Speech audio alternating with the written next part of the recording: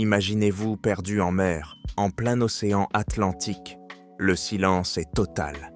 À l'horizon, une silhouette apparaît. Un navire à la dérive. Mais il y a quelque chose d'étrange. Aucun mouvement, aucun signe de vie. Ce navire, c'est le Marie Céleste. Ce que vous allez découvrir à son bord deviendra l'un des mystères les plus sombres de l'histoire maritime. Bienvenue sur Dossier Noir. Aujourd'hui, nous plongeons dans une histoire qui, depuis 1872, continue de défier toute logique. Qui était à bord du Marie Céleste? Pourquoi a-t-il été retrouvé vide, en parfait état mais sans âme à bord?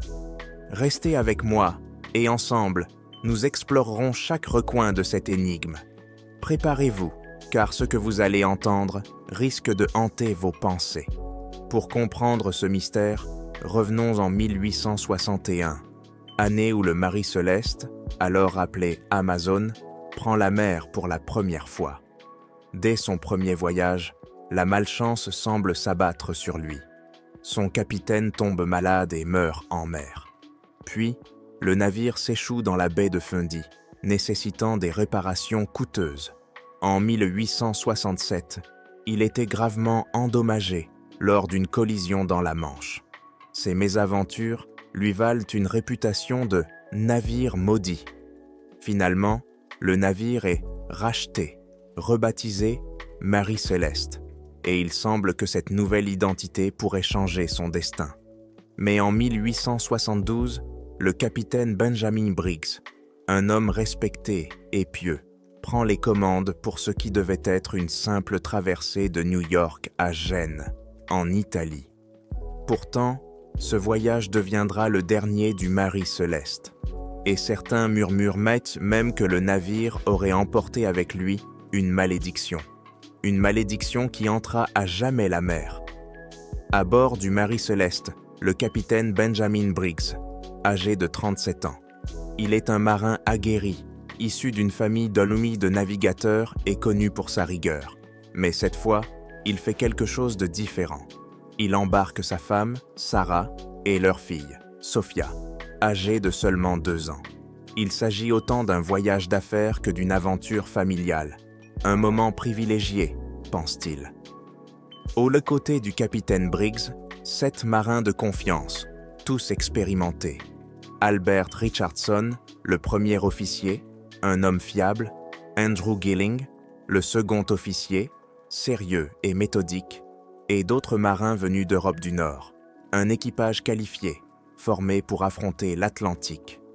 Ce groupe part donc confiant, mais ne sait pas encore qu'ils ne reviendront jamais. Le 4 décembre 1872, le Dei Gratia, un autre navire marchand, croise la route du Marie Céleste. Le capitaine David Morehouse, un ami personnel du capitaine Briggs, est à bord. Lorsqu'il aperçoit le Marie Céleste, il sait que quelque chose ne va pas. Le navire semble désert, ses voiles sont partiellement déployées, mais personne ne répond aux signaux.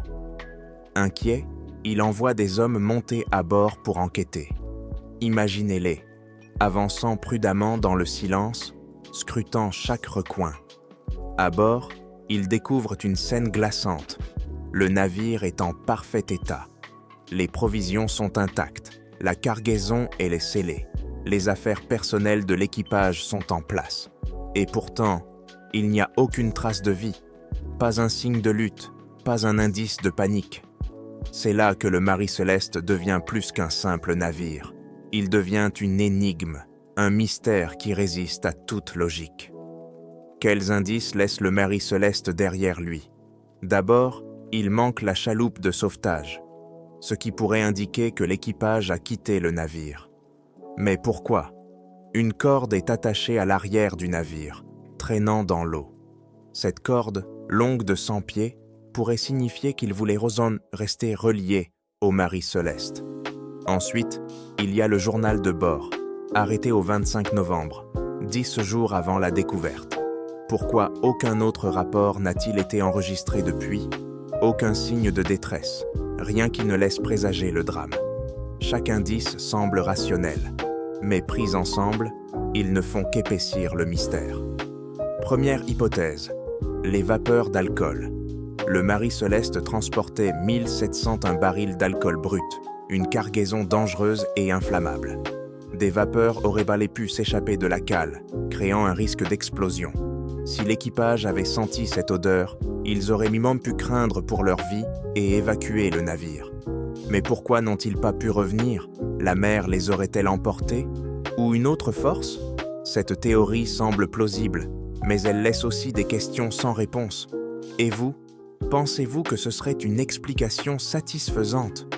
Une autre théorie propose un phénomène naturel, une trombe marine ou un tourbillon. Imaginez cette scène, un mur d'eau qui se forme soudain, menaçant le navire. Pris de panique, l'équipage pourrait avoir évacué. Un acte de survie.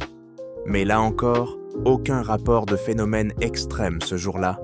Le mystère persiste et la mer semble vouloir garder son secret. Que pensez-vous? Une trombe marine pourrait-elle expliquer la disparition? Une autre hypothèse est celle d'un accident. Peut-être que l'équipage a quitté le navire temporairement, pour une inspection ou pour des réparations. Mais la chaloupe se serait détachée, les empêchant de revenir. Une tragédie pure et simple. Cela expliquerait l'absence de violence et le navire intact. Mais pourquoi n'ont-ils pas lancé un appel à l'aide ou laissé d'autres signes? Cette théorie a du sens, mais elle n'explique pas tout. Enfin, certains parlent de forces invisibles, de phénomènes surnaturels. Le Marie Céleste serait-il maudit? Des créatures mythiques ou des apparitions marines auraient-elles pu s'emparer de l'équipage? Certains pensent que le navire lui-même est tenté. La mer a toujours inspiré des légendes, et parfois, ces légendes semblent être la seule réponse quand tout le reste échoue. Toutes ces théories, mais aucun mystère n'a de réponse définitive. Le Marie Céleste reste un navire en parfait état, mais sans son équipage. Une énigme qui nous rappelle que certains secrets de la mer restent inaccessibles. Chaque indice, la chaloupe absente, la corde flottante, la cargaison intacte, laisse derrière lui un goût d'inachevé. Peut-être ne saurons-nous jamais ce qui est arrivé au capitaine Briggs et à son équipage. Alors, quelle est sortie votre théorie? Laissez-moi vos pensées dans les commentaires. Et si ces mystères vous fascinent, abonnez-vous à Dossier Noir pour explorer ensemble d'autres histoires tout aussi étranges. La mer était remplie de mystères, et le Marie Céleste en est l'un des plus sombres.